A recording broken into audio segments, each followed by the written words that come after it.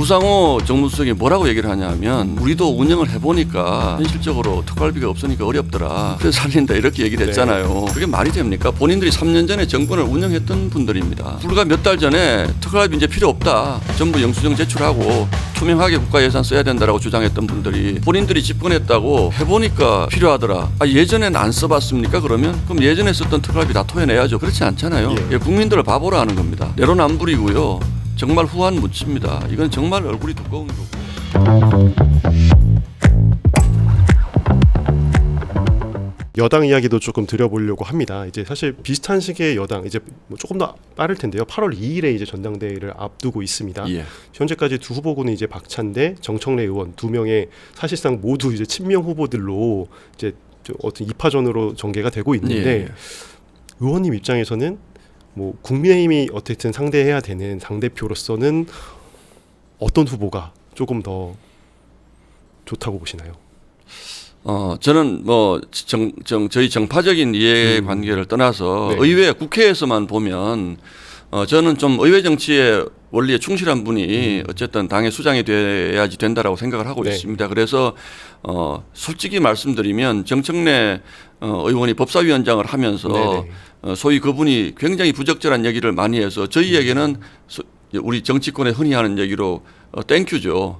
정청래 의원이 돼주시면 국민들이 얼마나 또 정청래 의원이 가지고 있는 그 이미지 때문에 비판하겠습니까? 그러나 저는 저희 당이 됐든 민주당이 됐든 이제는 우리가 여야의 문제가 아니고 정치는 여당이 있으면 야당이 있는 것이고 진보가 있으면 보수가 있는 것이고 좌가 있으면 우가 있는 것이지 않습니까? 그 두 개의 날개로 날고 그 두 개의 날개가 국가의 발전을 견인해 나간다는 이 대원칙이라는 것은 없어질 수가 없는 것입니다. 그렇기 때문에 저는 뭐 두 분이 다 어떻게 평가하는지는 제가 잘 모르겠습니다만 어쨌든 좀 그 소수 야당이라고 하더라도 좀 자제하고 배려하고 너무 힘자랑하지 말고 또 최소한의 품격은 지키는 이런 분이 민주당의 대통령이 돼야지 국회가 발전할 수 있다. 국회가 지금 제가 보기에는 의회 정치가 대한민국 붕괴 직전에 와 있습니다. 제가 보기에는 그 큰 이유가 너무 큰 힘을 국민들께서 몰아주셨는데 이재명 대통령은 그 부분에 대해서 국민의 선택이기 때문에 어쩔 수 없다라고 얘기를 합니다. 그러나 저는 그렇게 생각하지 않습니다. 국민이 그렇게 선택을 했다고 하더라도 그렇게 국민들에게 부여받은 힘을 야당을 막 때리고 형이 공부 잘하고 돈 잘 번다고 해가지고 집안의 동생을 막 함부로 하고 너는 이 집에서 나가야 돼 그러고 이렇게 얘기하면 그 집안이 안 되지 않습니까? 저는 국회도 마찬가지라고 생각합니다. 존중해야죠. 언젠가는 저희가 여당이 될 것이고 또 언젠가는 저희가 다수당이 될 것인데 똑같이 돌아갑니다. 그러면 그렇게 함부로 짓밟고 국회에서 일방적으로 의사 처리하고 그저께 추경 처리안도 국민들께서는 어떻게 보셨는지 모르지만 시간 정하는 것부터도 전혀 야당과 협의하지 않습니다. 국회의장하고 민주당이 둘이서 이렇게 얘기해가지고 몇 시, 2시에 한다 그랬다가 4시에 한다 그랬다가 8시에 한다 그랬다가 또 이건 도저히 못 참겠다 그러고 저희가 다 나가니까 자기들끼리 통과시켰잖아요. 이게 의회 정치가 무너지고 있는 겁니다. 저는 이런 거에 대한 존중이 있는 분이 야당이든 여당이든 당대표든 원내대표든 되어야 한다. 그게 여당을 위해서도 저희 당을 위해서도 좋은 거다. 그래야 선의의 경쟁이 일어날 수가 있는 거죠. 그렇지 않은 분이 와서 자꾸 사고치면 저희는 반사이익을 얻을 수가 있습니다. 좋은 거죠. 그러나 그게 궁극적으로 좋은 것이냐에 대한 의심은 있습니다. 앞서 추경 언급도 좀 해주셨는데 지난 주말에 말씀하신 대로 이제 이재명 대통령이 또 국무회의를 소집해서 31조 8조 원 규모의 추경안을 심의 의결을 했습니다. 사실상 좀 증액이 더 된 부분이 있는데 여기에는 대통령실과 검찰의 이제 특수활동비 부분도 좀 포함이 됐습니다. 반면 이제 기초연금과 방위사업청의 이제 예산 부분은 좀 삭감이 되기도 해서 얘기 보도들이 나왔는데 여기에 대한 야당도 비판도 있었고요. 이 부분 좀 전체적인 추경안에 대한 평가는 어떻게 보시나요? 비판의 정도가 아니고요. 먼저 이제 마이크로의 특활비 부분부터 좀 말씀을 드리면 우상호 정무수석이 뭐라고 얘기를 하냐면 우리도 운영을 해보니까 현실적으로 특활비가 없으니까 어렵더라. 그래서 살린다 이렇게 얘기를 했잖아요. 그게 말이 됩니까? 본인들이 3년 전에 정권을 운영했던 분들입니다. 대통령실이든 검찰이든 특활비라는 것이 지금 이 시절에 얼마나 불투명하게 사용되는지는 저도 잘 모르겠습니다만 일정 부분 필요했기 때문에 그동안 운영이 돼 왔던 것인데 불과 몇 달 전에 특활비 이제 필요 없다. 전부 영수증 제출하고 투명하게 국가 예산 써야 된다라고 주장했던 분들이 본인들이 집권했다고 해보니까 네. 필요하더라. 예전엔 안 써봤습니까? 그러면 그럼 예전에 썼던 특활비 다 토해내야죠. 본인들도. 그렇지 않잖아요. 예. 국민들을 바보로 하는 겁니다. 내로남불이고요. 정말 후한무치입니다. 이건 정말 얼굴이 두꺼운 거고 저는 이번 추경이 뭐 지난 정부 때부터 저희는 그렇게 생각을 했어요. 일방적으로 그 정부 예산안을 삭감 예산안을 통과를 시켰잖아요. 그런데 여당 지금 민주당은 본인들이 다수당이기 때문에 추경이든 뭐든 언제든지 할 수 있다는 오만함에서 비롯된 것이거든요. 네. 그 예산을 잘라서 통과시킨 것도. 그래 추경을 하는데 일반 예산에서 포함시키기 어려운 무슨 뭐 소비 쿠폰이라든지 전국민 지원금 이런 것들을 추경을 통해서 하겠다는 그 목표가 가장 컸기 때문에 저는 민주당에게 뭐 더 이상 기대하는 것은 없습니다. 그래서 지금 이 시점에 국민들에게 소비 쿠폰이 됐든 또는 뭐 현금 지원이 됐든 이게 필요하다 또는 필요 없다라는 것은 정치적 그 철학에 따라서 달라질 수 있습니다. 네. 이게 그런데 민주당이 저는 뭐 이렇게 나올 것이라는 것은 너무나 뭐 그 미리 알고 있었던 것이고 저희가 네. 다만 이것을 협의하는 과정이 정말 국민들은 눈에는 안 보이겠지만 저희는 허수아비처럼 야당을 취급을 하거든요. 그러니까 아무런 저희 의견이라는 게 없습니다. 그러니까 뭐 국방비 감액한 것에 대해서는 저희가 비판을 하죠. 네. 아니 어떻게 안보 예산을 잘라가지고 현금 살포에 사용하느냐. 뭐 본인들 철학이 그런 것이니까 특활비는 없애야 된다고 그랬다가 왜 또 살리느냐. 앞뒤가 전혀 많지 않죠. 적어도 그래서 이 논란 많은 특활비라는 추경 예산안을 통과시킬 때는 이런 모습은 보이지 말자. 네. 그것이 제가 얘기하는 아까 여당 대표의 철학 네. 이런 적어도 그런 분이 여당 대표가 됐을 때 정상적인 정치가 복원될 수 있다고 제가 느끼는 겁니다. 네. 국회에서는 적어도. 예. 예. 네, 이제 이재명 정부 출범한 지가 이제 한 달이 됐습니다. 7월 3일에는 이제 그 한 달 기자회견도 열렸고 당시에 굉장히 여러 혹평을 좀 이제 의원님께서도 하신 걸로 알고 있는데 기자회견을 보시면서 좀 가장 아쉬웠던 부분은 좀 어떤 점이 있으신가요? 대통령 기자회견은 뭐 진행자께서도 기자니까 잘 아시겠지만 기본적으로 일정 부분 대국민 소통 쇼의 성격, 쇼가 나쁜 뜻의 쇼가 아니고 국민들로 하여금 우리 대통령이 적어도 우리와 소통하려고 하는구나라는 그 쇼의 의미가 있습니다. 그런데 이제 두 번째는 실질이 있어야 되는 것이죠. 그래서 언론 제목을 보면 역대 대통령 가운데 가장 빨리 기자회견을 했다라는 표현을 하는 걸 보면 이 부분은 어쨌든 쇼로서 성공한 것이다. 그러나 실질로 들어가 보면 뭐 보셨잖아요. 네. 정말로 국민들이 궁금해하는 질문이 단 하나라도 있었습니까? 그것이 제가 이제 인터뷰에서 아마 말씀드린 거. 일반 국민들은 어떻게 생각할지 모르지만 적어도 대통령실 기자단은 국민들이 꼭 궁금해하는 부분들을 쫙 메모를 해서 그 부분을 기자들끼리 배분을 해서 질문하는 경우도 있습니다. 여러 기자가 똑같은 질문을 하면 안 되잖아요. 네. 그래서 그런 점에서 그러면 뭐 A사 기자는 재판 문제에 대해서 한번 물어보자. 네. B사 기자는 윤석열 대통령에 대해서 한번 물어. 이렇게 해서 쭉 해서 국민들의 궁금한 점을 풀어줘야 되는데 이번 대통령 기자회견은 본인들은 뭐 의자 배치도 어떻게 하고 또 무슨 복권 뽑듯이 질문자를 뽑고 이렇게 그렇습니다. 해서 참 공정하게 진행했다 그럴지 모르지만 내용은 없죠. 아무 내용이 없지 않습니까? 뭐 그 다음에 나온 그 기사 신문 기사 일면 톱들을 제가 쭉 봤더니 이제 하나 나온 것이 부동산 대책 더 강력한 거 많다.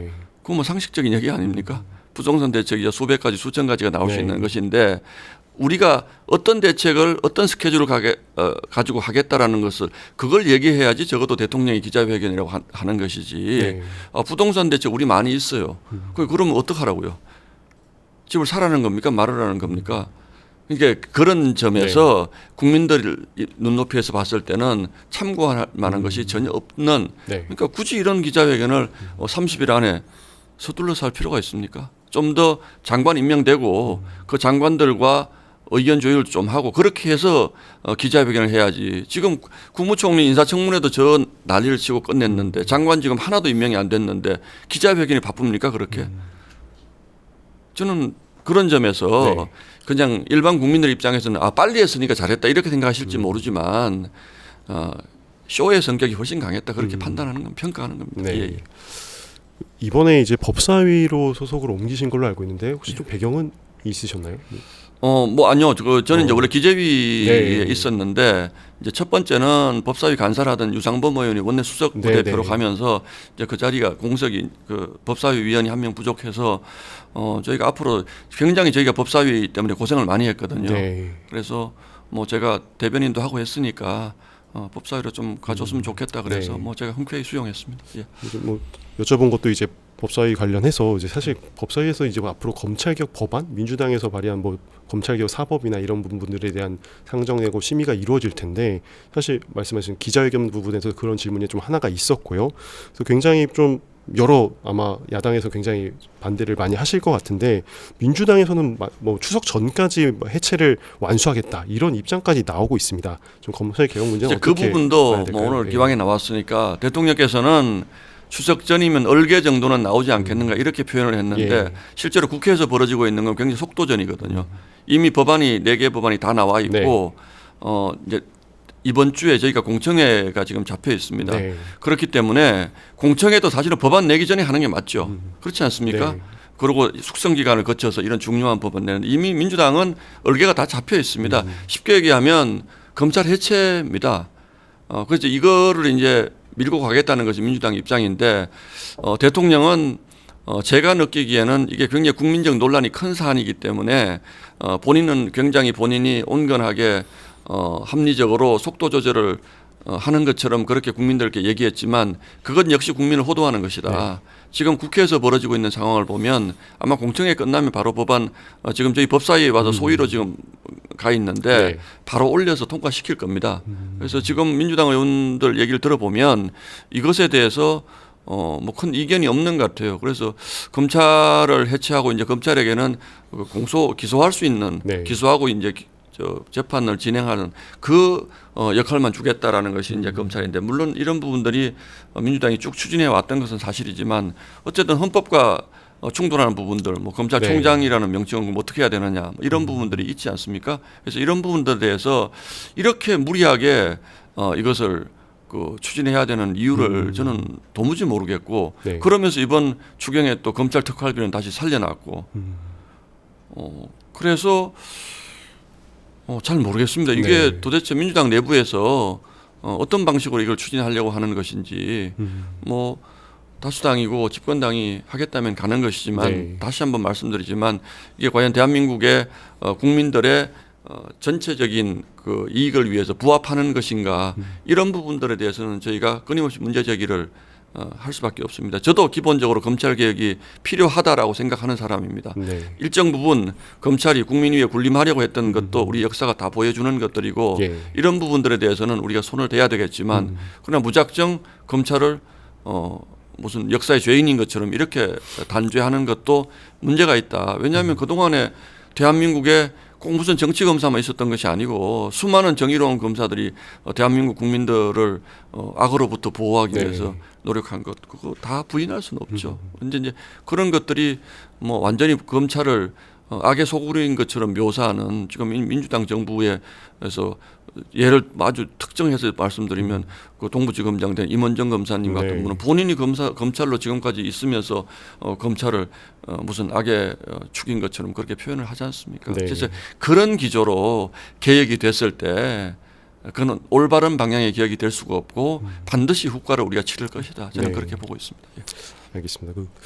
김민석 국무총리 관련해서 좀 질문을 드리고자 합니다. 예. 어제 첫 이제 정부 출범 이후에 첫 고위 당정 협의가 있었고 사실상 뭐 굉장히 좀 화기애애한 분위기였습니다. 뭐 이게 본인들이 같이 모여서 있는 자리였기 때문에 더 그랬을 텐데 아까 말씀드린 이 검찰 개혁의 연장선에서 사실 그 중에 법안 중에 하나가 이제 국무총리실 산하에 이제 국가수사위원회를 신설을 해서 여러 수사기관 간의 여러 수사 업무를 좀 조정하거나 관리하는 그런 업무를 맡기는 안도 이제 검토가 되고 그렇죠. 있는데 예, 예.